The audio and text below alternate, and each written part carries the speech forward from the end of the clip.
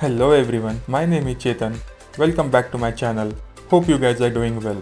As you guys must be knowing, Samsung just released the 2020 flagship smartphones, the S20 series, along with the next iteration of the crazy foldable phone called the Galaxy Z Flip.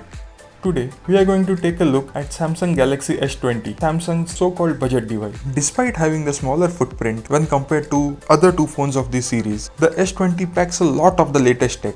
Starting with the screen, it has Samsung's latest 6.2-inch dynamic AMOLED Quad HD screen with 120Hz refresh rate. Yes, 120Hz. That's the trend in all smartphones nowadays.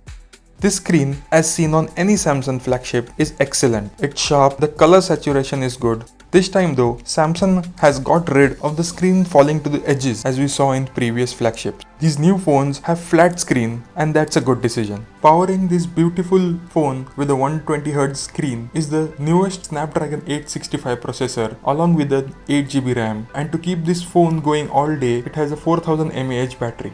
The button placements, however, have changed this time. The volume rocker and the power button are placed on the right side.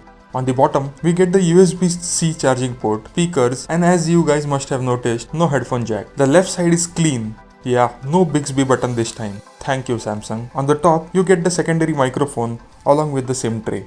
Now, moving on to the most interesting upgrade in this phone this year, these cameras. You are looking at the new triple camera setup for the S20. With a 12 megapixel main sensor, then we have a 64 megapixel 3x telephoto camera and a 12 megapixel ultra wide. All the three cameras have a larger sensor this time, which is a great thing.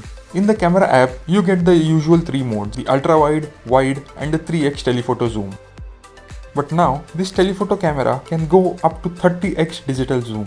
That 30x zoom is crazy, but nothing compared to the 100x zoom on the S20 Ultra. But that is a separate video altogether. So be sure to be subscribed and hit that bell icon to get notified when that video goes live. On the front, it has a 10 megapixel selfie camera, which is quite good. The edge detection is good.